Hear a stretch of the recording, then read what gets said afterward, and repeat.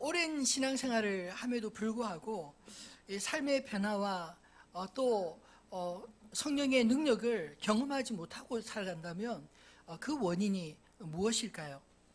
매주마다 똑같이 예배를 드리며 하나님의 말씀을 듣는데도 그 말씀이 어떤 사람에게는 대단히 큰 영향력과 변화를 가져오는 반면 또 어떤 사람에게는 아무런 상관없는 그저 매주일 지나가는 예배로만 지나간다면 분명히 뭔가 차이가 있지 않을까요?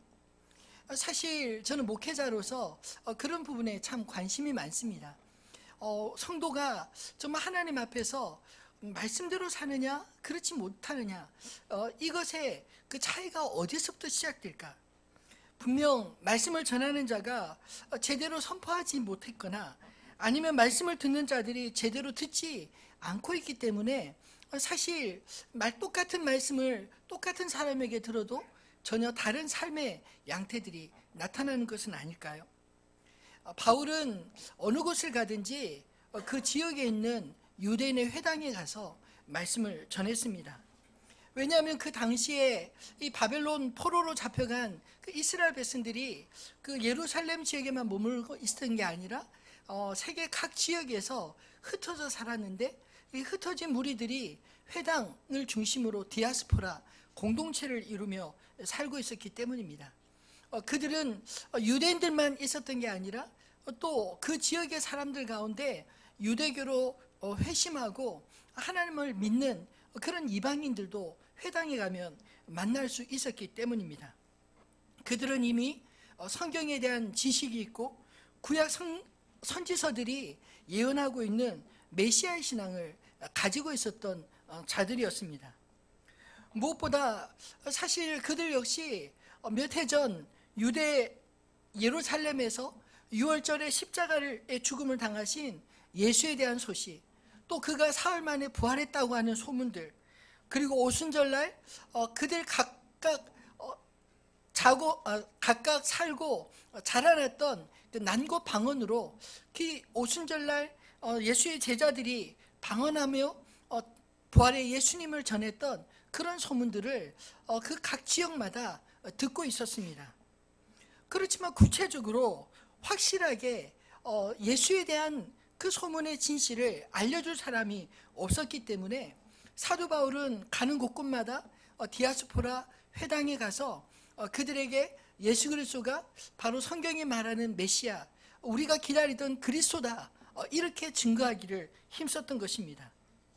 바울 자신도 과거에 믿지 않고 예수를 핍박할 뿐만 아니라 또 예수님의 제자들과 믿는 자들을 핍박했었던 자였기 때문에 그가 예수를 만난 그 특별한 경험들, 그것을 확신 있게 더 전할 수 있었던 것 같습니다.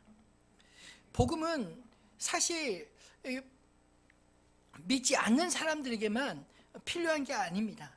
어쩌면 종교 생활에 익숙해져서 언제부터인가 그 하나님의 말씀이 내 삶에 작동하지 못하는 사람들에게 복음은 끊임없이 들려져야 하는 것 아닐까요? 그것이 사도 바울이 회당에서 말씀을 전한 이유가 아니었겠습니까? 왜냐하면 단지 성경을 우리가 얼마나 많이 아느냐, 이것이 구원의 열쇠가 아니기 때문입니다. 성경에서 말씀하시는 그분이 누구시냐, 또 그와 내가 어떤 관계를 맺고 있느냐, 이것이 우리의 구원의 가장 중요한 열쇠가 아닐까요? 예수님의 의심 많은 제자 도마가 부활하신 예수님의 손과 옆구리에 못자국과 창자국을 만져보고 난 이후에 주는 그리스도시요 살아계신 하나님의 아들이십니다 고백하였던 것처럼 오늘 저와 여러분 안에도 예수 그리스도를 나의 구주, 나의 하나님으로 온전한 믿는 그 믿음이 있어야 될 줄로 믿습니다.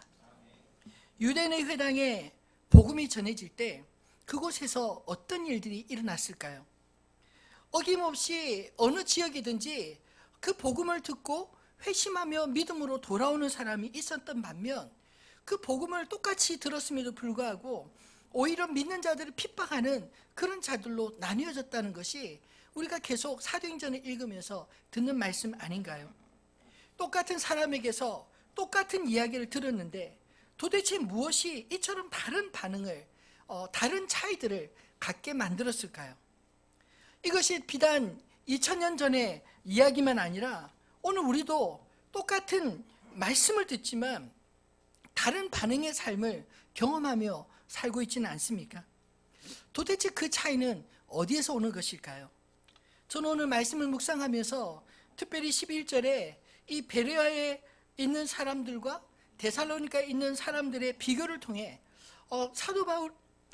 사도들이 말하고자 하는 그 다른 반응의 차이를 말씀을 통하여 함께 나누고 싶습니다.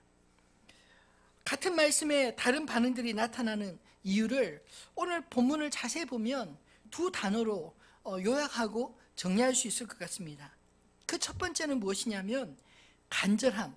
그 간절함의 차이가 바로 똑같은 사람에게 똑같은 말을 들어도 다른 반응을 갖게 만들었다는 것이죠. 11절 말씀 우리 다시 한번 읽어볼까요? 베레아에 있는 사람들은 데살로니가에 있는 사람들보다 더 너그러워서 간절한 마음으로 말씀을 받고 이것이 그러한가 하여 날마다 성경을 삼음으로. 바울은 늘 하던 대로 데살로니가에서도 또 베레아에서도 회당에서 똑같이 말씀을 전하지 않습니까? 그런데 이 바울 일행 중 누가 이 사도행전을 기록했던 누가의 눈에 볼 때 이 데살로니가의 회중과 이 베레아의 회중 간의 미묘한 차이를 발견한 것입니다. 그 차이를 오늘 본문에는 더 너그러워서 이렇게 표현하고 있는데 옛날 우리가 읽었던 그 성경 개역 한글에 보면 더 신사적이어서 이렇게 표현합니다. 너그럽다, 신사적이다? 무슨 의미일까요? 하나님 말씀을 들을 때 그 말씀에 대한 수용력을 이야기하고 있는 게 아니겠습니까? 그 뒤에 베레아 사람들이 바울의 복음을 어떻게 받았는지를 분명하게 설명하고 있습니다. 간절한 마음으로 말씀을 받고. 무엇에 대한 간절함이 있었을까요? 하나님에 대한 간절함, 그분의 말씀에 대한 간절함이 있지 않았겠습니까? 그들은 바울이 전하는 그 말씀을 들을 때 단지 그 자리 형식적으로 있거나 또는 전통적인 그런 신앙의 접근이 아니라 하나님의 말씀이 정말 그런가? 그 간절함으로 말씀을 스스로 찾고 그 말씀을 다시 묵상하였다라는 것입니다. 유대인 공동체에 바울이 복음을 전할 때 언제나 그들 가운데는 진리냐 전통이냐 이 그 선택의 기로에서 유대인들은 전통을 따랐던 것을 우리가 성경을 통해 알고 있지 않습니까? 그들은 그들 자신의 전통에 위배되면 진리도 소용없다는 태도, 서로가 서로에게 매여 있는 관계, 눈치 보고 자신의 위치를 다른 사람들의 평판과 인맥에 좌우하는 끈끈한 그 혈통주의가 예수의 진리의 복음을 거부했던 것입니다.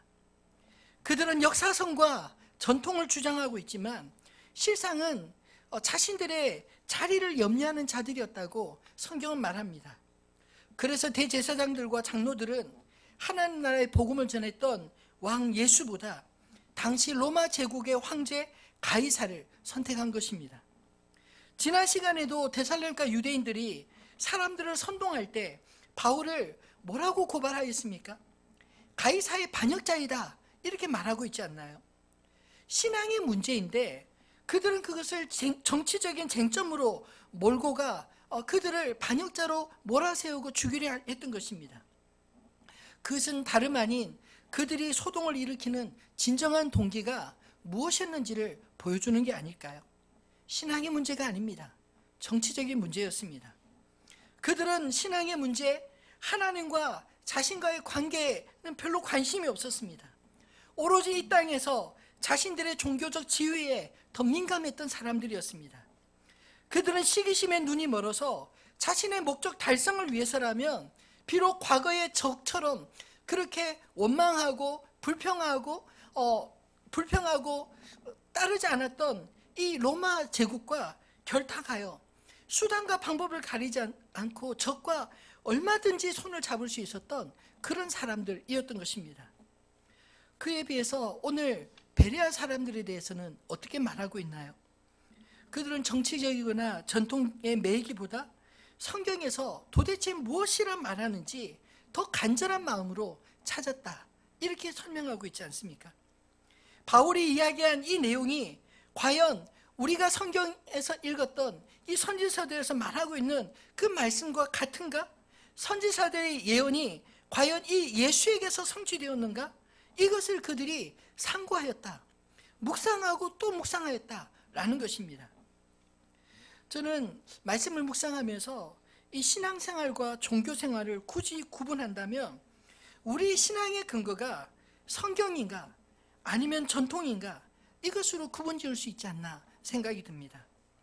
이것이 같은 듯 다른 것은 삶의 방향에서 오늘 11절 말씀과 같이 베레아 사람들과 데살로니가 사람의 차이로 나타나고 있기 때문입니다.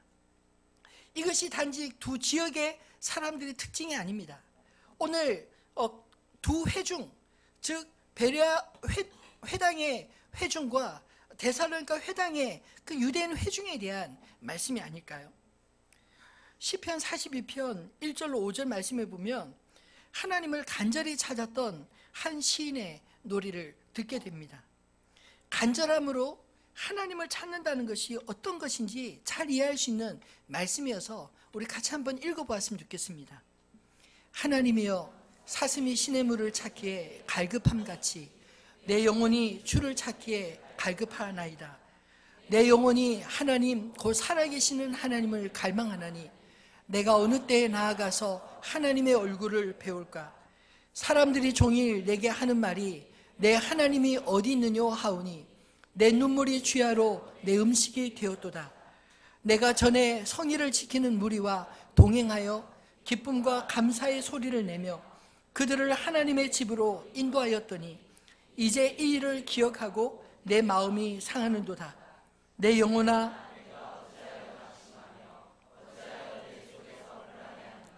너는 하나님께 소망을 두라.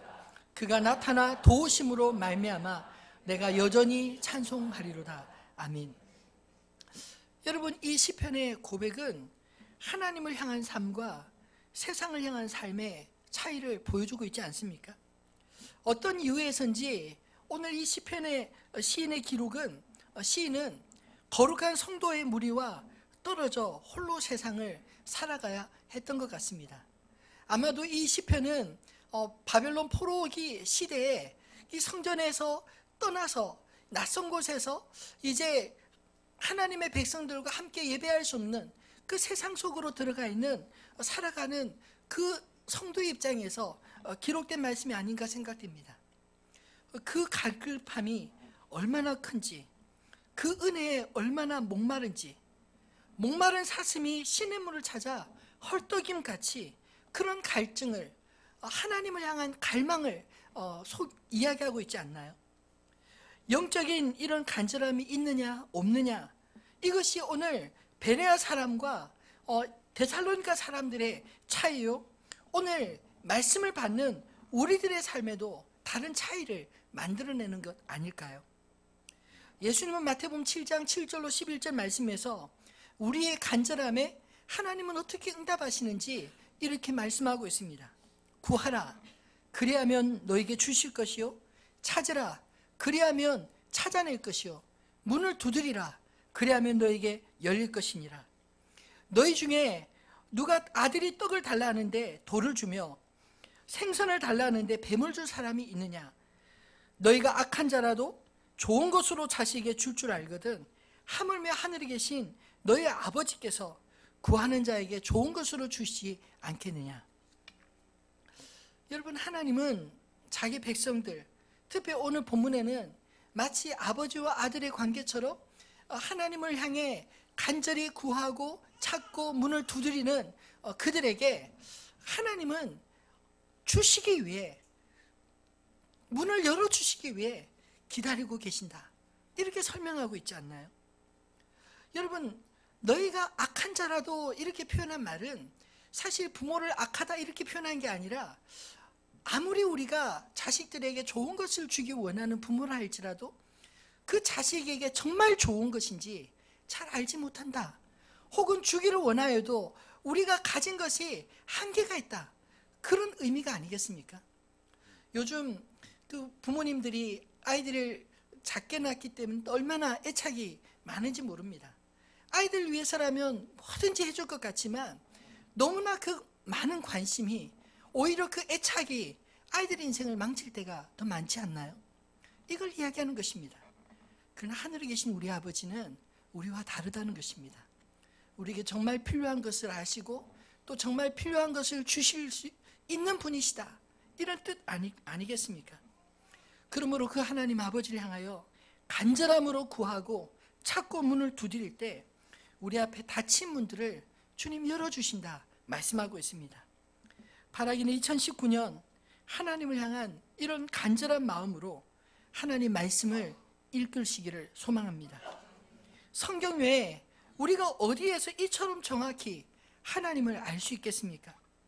내 삶의 중심이 세상의 근심과 미래에 대한 두려움이 아니라 우리의 모든 것을 아시는 하나님, 우리의 모든 것의 주인 되신 그 하나님을 찾으면 그 안에서 우리 인생의 문제가 해결받는 구원의 기쁨과 내 안에 무너진 질서들을 하나님 안에서 회복하게 될 수 있기를 믿습니다. 오늘 저와 여러분이 그런 은혜 가운데 온전히 거하기를 소망합니다. 두 번째로, 같은 말씀을 들어도 다른 반응으로 살아가는 이유는 무엇일까요? 오늘 본문을 보면 상고함으로라는 표현이 있는데, 이 상고한다는 말은 생각을 깊이 한다, 묵상한다, 이런 뜻입니다. 즉 묵상의 차이가 그런 다른 차이를 만들어낸다는 것입니다. 11절 말씀에 보면 그들은 이것이 그러한가요? 날마다 성경을 상고함으로 라고 말하고 있지 않나요? 바울이 전해준 그 복음을 간절한 말씀으로 받을 뿐 아니라 그것이 정말 사실인지 아닌지 자신들의 눈으로 다시 성경을 찾아보고 다시 깊이 묵상하며 그것들을 자기의 것으로 만들었다라는 것입니다. 올해 제자훈련을 담당할 교육자들이 지난주에 모여서 함께 토론을 거쳤습니다. 우리 제자훈련생들에게 어떻게 훈련을 잘 시킬 수 있을까, 이 고민하고 함께 나누면서 올해 큐티를 좀 더 깊이 강조하자. 그래서 제자훈련 하자마자 일정한 시간 큐티 세미나를 다 같이 하기로 했습니다. 근데 이 제자훈련 기간 동안에 다루는 큐티, 혹시 D형 큐티라고 들어보셨나요? 관찰, 연구와 묵상, 느낌, 적용, 이 네 가지 구분으로 말씀을 이렇게 해석하는, 그리고 말씀을 내 것으로 삼는 그런 훈련인데, 이 큐티를 하다 보면 가장 성도님들이 어려워하는 부분이 바로 연구와 묵상 부분입니다.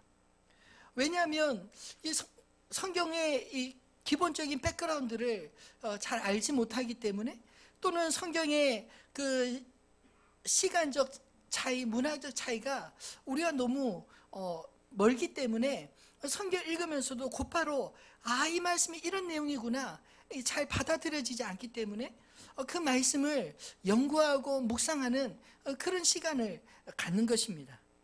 근데 사실 저는 개인적으로 큐티를 하면서 이 연구와 묵상이 가장 중요한 그 차이를 만든다고 생각합니다.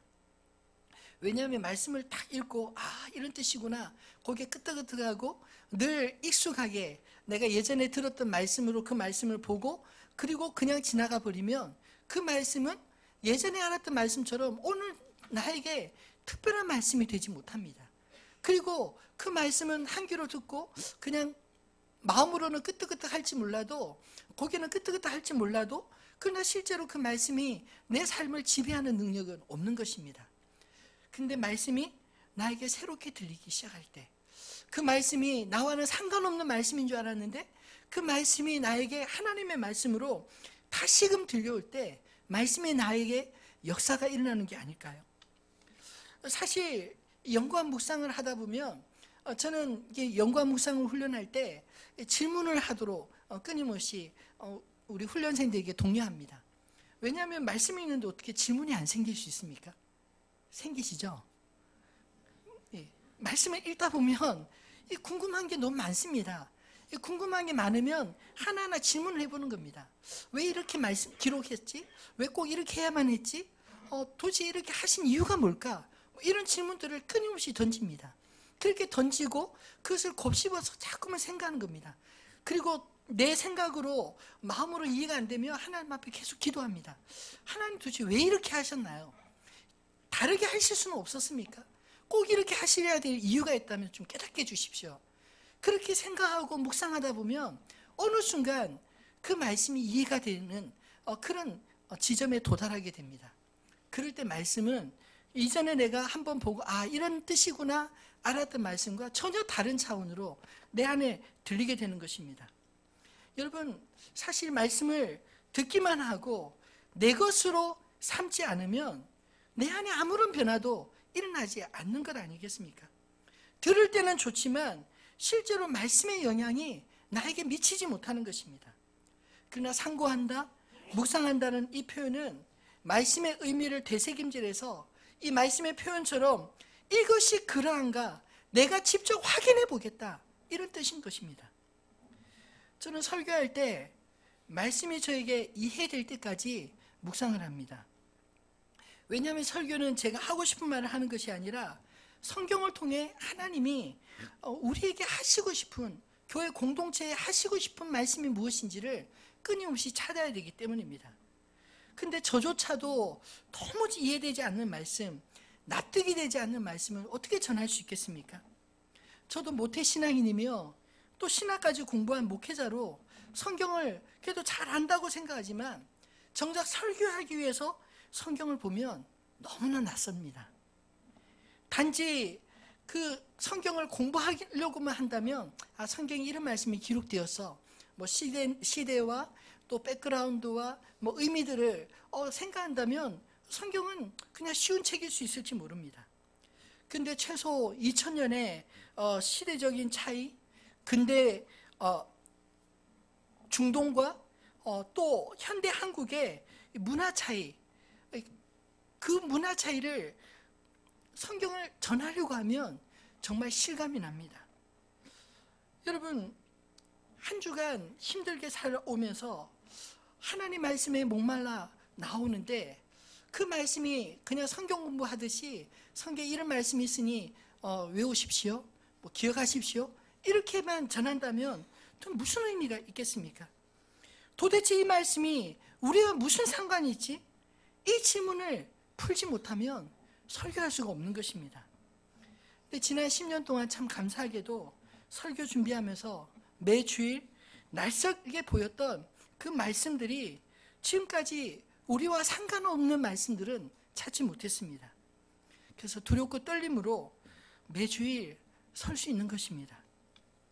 여러분, 묵상의 차이가 말씀을 내 것으로 내면화하느냐 아니면 나와 상관없는 말씀으로 듣느냐, 그 차이로 나눠지는 게 아닐까요?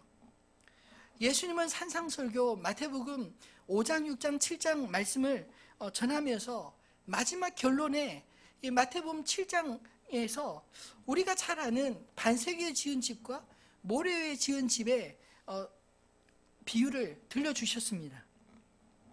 똑같이 들어도 과연 그러한가 묵상하고 그 말씀대로 사는 자는 어떤 풍파 가운데서도 무너지지 않을 반세기의 집을 짓는 인생과 같지만, 똑같이 예수님께로부터 말씀을 들어도 실제 삶은 내가 하고 싶은 대로 그렇게 살아간다면 반드시 찾아오는 인생의 풍파를 만날 때 흔적 없이 사라지는 모래 위에 지은 어리석은 인생과 같을 것이라 말씀하고 있습니다. 이 차이 역시 묵상과 순종의 차이 아니겠습니까? 말씀이 내 삶을 지배하면 하나님의 말씀이 내 삶에 이루어질 줄 믿으시기 바랍니다. 요한복음 15장 7절에 예수님이 이렇게 말씀하셨습니다. 너희가 내 안에 거하고 내 말이 너희 안에 거하면 무엇이든지 원하는 대로 구하라, 그리하면 이루리라. 여러분, 사실 우리가 이 땅 살아가면서 세상에 고민과 걱정, 두려움 왜 없겠습니까? 지난주에도 한 두어 가정, 이 걱정과 근심에 사로잡힌 그런 가정을 만나서 상담을 한 적이 있습니다. 근데 그런 인생의 수고하고 무거운 짐 모든 사람들이 다 지고 살아가는 것 같습니다. 직장을 얻고자 해도 얻어지지 않아서 몇 달째 실질 상태로 있는 사람도 있고, 또 건강의 염려 때문에 두려워하는 분들도 계시고, 이게 비단 그들만의 문제인가요? 우리들의 문제도 아닙니까? 그러나 여러분, 중요한 것은 그런 염려와 근심, 그것에서 벗어나는 가장 중요한 비결은 하나님의 말씀을 붙들고 기도하는 삶이라고 믿습니다. 염려하고 근심하면 어느 날 염려하고 근심하는 그런 일들이 우리 앞에 불현듯 찾아오기 마련입니다. 그러나 염려와 근심거리가 있지만 그럼에도 불구하고 하나님의 약속의 말씀을 붙들고 기도하면 그의 인생 가운데 염려하는 일들이 아니라 하나님의 약속들이, 하나님 앞에 기도하는 제목들이 그대로 응답되어지는 삶을 살게 될 줄로 믿습니다. 이것이 우리의 신앙의 차이가 아닐까요? 똑같이 예배를 드려도 말씀대로 살려고 애쓰는 사람이 있는가 하면 아무리 성경을 읽고 들어도 내 인생은 나의 것, 그렇게 외치며 말씀과 상관없는 사람들이 있습니다. 그 차이가 바로 묵상의 차이, 순종의 차이에서 드러나는 게 아닌가요? 여러분은 어떤 부류의 삶을 살고 계십니까? 오늘 말씀과 상관없이 살았던 이 데살로니가 사람들로 표현된 무리처럼 살 것인가요? 그들은 나에게 좋게 들리는가 나쁘게 들리는가로 말씀을 판단하는 사람, 하나님을 잘 섬기는 것 같지만 실상은 세상과 타협하며 복음에 적대적인 그런 삶을 사는 자들이었습니다.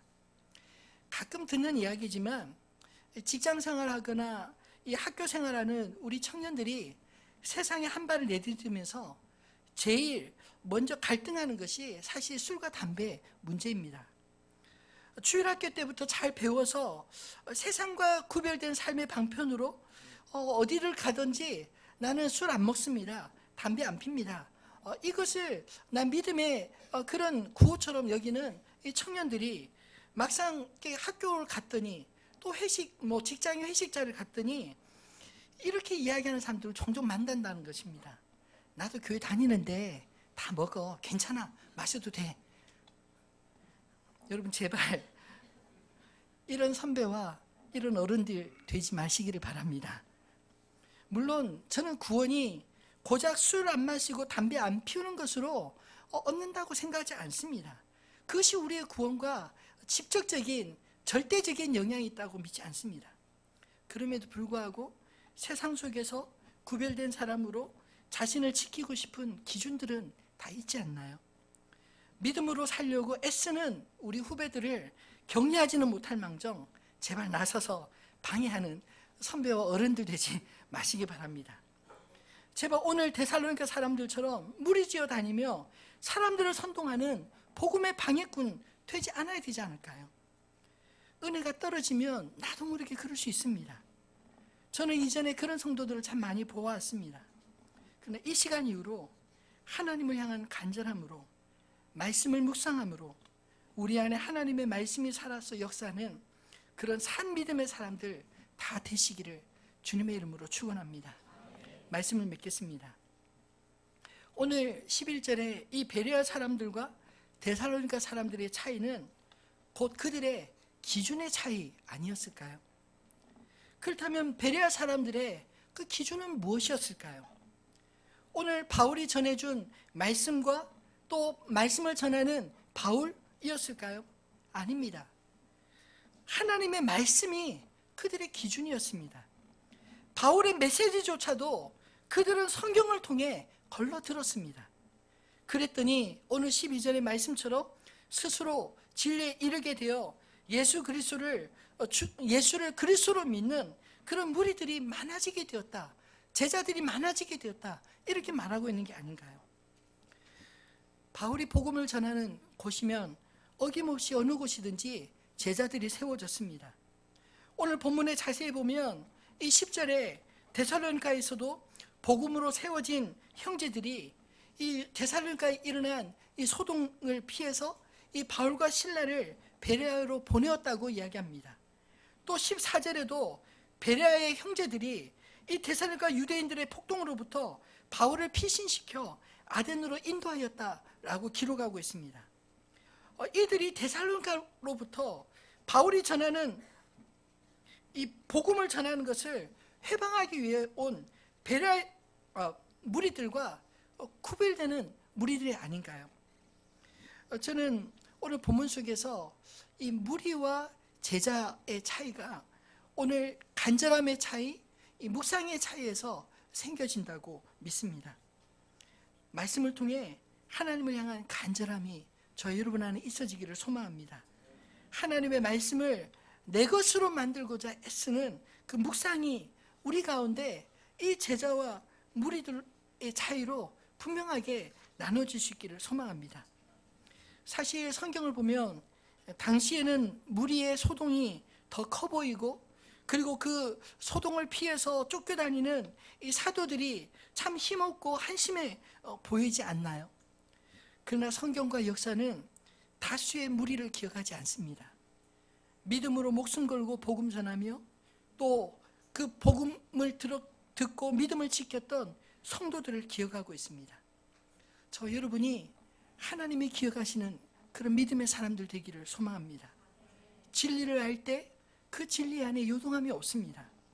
비록 짧은 시간 복음 듣고 영접했던 이 초대교회 성도들이 유대인들의 충동으로 시작된 이 로마 제국의 그 극심한 핍박 가운데서도 자신들의 믿음을 지킬 수 있었던 것은 복음의 진리 앞에 오늘 베레아 사람처럼 과연 그러한가 묵상하였더니 그러하다는 것을 확인하고 그 복음 앞에, 그 진리 앞에 자신의 모든 것을 걸었기 때문 아닌가요?